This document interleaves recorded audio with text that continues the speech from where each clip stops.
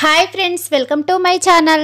ఈరోజు చెప్పబోయే కథ ఏమిటంటే రాజుగారి కోతి. నక్కవాని పాలెంలో నటేశం అనే కోతులాడించేవాడు ఉండేవాడు. భార్యతో కలిసి వాడు సిరిపురం జామీలోని గ్రామాన తిరుగుతూ కోతులను ఆడిస్తూ జీవనం గడిపేవాడు. వాడి దగ్గర ఒక మగకోతి, ఒక ఆడకోతి ఉండేవి.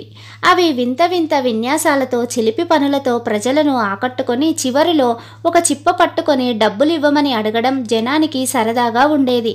నటేశానికి ఆట చివర 4 డబ్బులు లభించటం వల్ల తిండికి లోటు లేకుండా గడిచిపోతున్నది. ఎప్పటికైనా తన కోతులాట ద్వారా జమీందారును మెప్పించి ఆయన చేత సన్మానం పొంది మాన్యం సంపాదించాలన్నది వాడి ఆశ.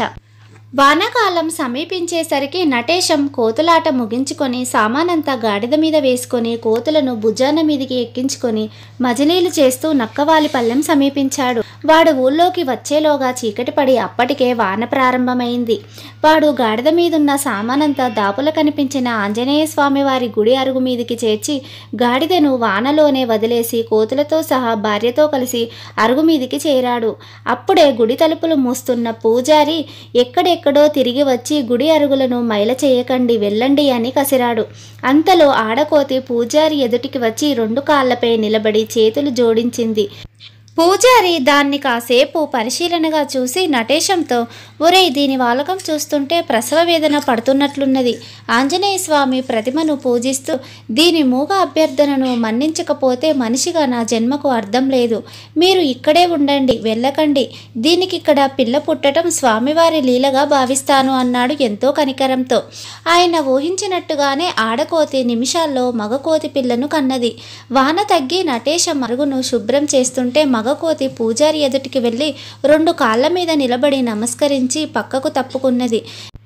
దానిని గమనించిన నటేశం భార్య పూజారితో, అయ్యవారు, ఈ మగకోతి తనకు పుట్టిన కొడుకు భవిష్యత్తు తెలుసుకోవాలని దండం పెడుతున్నట్టుంది అన్నది నవ్వుతూ. పూజారి ఏ కాలానున్నాడో ఏమో మరి, దీన్ని కోతి చేష్ట అని కొట్టిపారేయకూడదు. కోతులు ఆంజనేయ స్వామి వారి ప్రతిరూపాలు. నేను ఇంతవరకు మనిషి జాతకాలు తప్ప జంతువులకు వేయలేదు. అయినా ఆంజనేయ స్వామికి నమస్కరించి దీని జనన సమయాన్ని బట్టి లెక్క కడతానుండు అంటూ వేళ్లతో లెక్క కట్టి ఇప్పుడు పుట్టిన కోతిపిల్ల జనన సమయాన్ని బట్టి చూస్తే మామూలు కోతిపిల్లలాగా ప్రవర్తించదు. ఇది ఎవరినైనా యాచించిందంటే వారు మహారాజు అంశ కలిగిన వారిగా ఉంటారు. దీని కారణంగా మీ జీవితాలు ఉన్నత స్థితికి రాగలవని నాకు అనిపిస్తుంది అన్నాడు. నటేశం బుల్లికోతిని తీసుకుంటూ, చెప్పినట్లే ఇది 4 విద్యలు నేర్చుకొని జమీందారు గారిని ఆకర్షిస్తే నాకు కోతి మాన్యం దొరికి ఇదే ఊళ్ళో స్థిరపడాలని ఉన్నది. మీ దీవెన హనుమంతుల వారి దయ ఫలించాలని కోరుకుంటున్నాను అని పూజారి వద్ద సెలవు తీసుకొని వెళ్ళిపోయాడు. రోజులు గడిచే కొలది ఆటలు నేర్చుకొని 1 ఏడాది తిరిగేసరికి బుల్లికోతి జనాన్ని ఆకర్షించేది. అదేం విచిత్రమో గాని అది తల్లి కోతి తండ్రి కోతిలాగా చిప్ప పట్టుకొని ఎవరిని చిల్లర డబ్బులు అడిగేది కాదు, ఇచ్చినా పుచ్చుకునేది కాదు. ఆట అయిపోగానే కాలు మీద కాలు వేసుకొని పడుకోవటం నటేశం దానికి నేర్పాడు. నటేశం నవ్వుతూ, బాబు, దీని జాతకం మహా గొప్పది. మహారాజు అంశ కలవారిని తప్ప యాచించదు అనేవాడు. ఆట చూడడానికి వచ్చిన జనం ఉత్సాహం కొద్దీ దానికి పుచ్చుకునేది కాదు. దాంతో ప్రజలు బుల్లికోతిని సాగారు. ఆ సంగతి ఆ నోటా ఈ నోటా పడి సిరిపురం జమీందారు చెవిన పడింది. కోతులాడించేవాడు తన కోతిని రాజుగారి కోతిగా ప్రచారం చేసుకోవటం ఆయనకు ఆగ్రహం తెప్పించింది. దివానును పిలిచి ఆ కోతులాడించేవాణ్ణి శిక్షించు, లేకుంటే పూర్వజన్మలో అది నా తాత అని చెప్పినా చెప్తాడు అని ఆదేశించాడు. దివాను భటులను పిలిచి రాజుగారి కోతి వెనుక ఉన్న కథంతా తెలుసుకొని జమీందారితో, ప్రభు, పొట్టకోటి కోసం మాటలమ్ముకునే వారిని మనం శిక్షించకూడదు. ఆ కోతిపిల్ల ఆంజనేయ స్వామి ఆలయం అరుగు మీద పుట్టింది. ప్రజలు దాన్ని అభిమానిస్తున్నారు. దాని జోలికి వెళ్ళటం మంచిది కాదు. కావాలంటే అది మహారాజు అంశ కలవారిని మాత్రమే అన్న విషయాన్ని మాత్రం పరీక్షించవచ్చు. దివానంలో నటేశం కోతులాట ఏర్పాటు చేద్దాం. ఎవరికి అనుమానం రాకుండా తమరు ప్రజల్లో మారువేషంలో కలిసిపోండి. అతి చిన్న మొత్తాన్ని కోతిపిల్లకి ఇవ్వండి. ఆ మొత్తాన్ని పుచ్చుకుంటే దానికి మహారాజు అంశ గలవారిని గుర్తించే శక్తి ఉన్నట్లు. అలా జరగని పక్షంలో నటేశం దంపతులను ఇక మీదట అలా రాజశబ్దాన్ని కోతికి చేరిస్తే శిక్షించబడగలరని గట్టిగా హెచ్చరిద్దామన్నాడు. జమీందారు అందుకు అంగీకరించాడు. జమీందారు సమక్షంలో తన కోతులాట ప్రదర్శించే అవకాశం లభించినందుకు నటేశం ఆనందంతో ఉబ్బి తబ్బింపయ్యాడు. ప్రదర్శన చక్కగా జరిగింది. కానీ కోతులాటను చూడడానికి జమీందారు రాకపోవటం తెలిసి నటేశం ఆశాభంగానికి లోనయ్యాడు.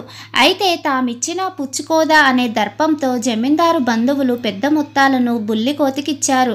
అయితే కాలు మీద కాలు వేసుకొని పడుకొని పుచ్చుకోకుండా అలాగే చూస్తున్న దాని దర్పాకు ముచ్చటపడి ఇది నిజంగా రాజుగారి కోతే అంటూ అందరూ నవ్వుకోసాగారు. అప్పుడు జనం నుంచి గుబురుగడ్డం మీసాలు గల సామాన్యుడి వేషంలో ఉన్న జమీందారు ముందుకు వచ్చి అతి చిన్న మొత్తాన్ని కోతిపిల్ల మీదికి విసిరాడు.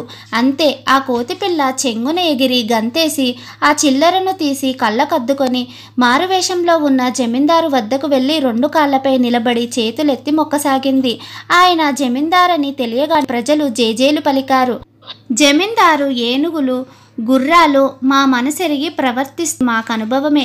అలాగే ఈ కోతికి రాజుగారిని గుర్తించే శక్తి ఉన్నదని అంగీకరిస్తున్నాను. ఇది నిజంగా రాజుగారి కోతే. మూగ జంతువులను ప్రేమిస్తూ వాటి శక్తులను మనం ఉపయోగించుకోవాలన్నదే ఈ కోతి పిల్ల మనకిచ్చే సందేశం. మూగ ప్రాణాల సంరక్షణకు నేనొక పరిరక్షణ ఉద్యమవనాన్ని ఏర్పాటు చేస్తాను. ఈ ఉద్యమవనంలో రాజుగారి కోతి మహారాజుల స్వేచ్ఛగా తిరుగుతుంది. దీనిని పెంచిన నటేశానికి మాన్యమిస్తున్నాను అన్నాడు.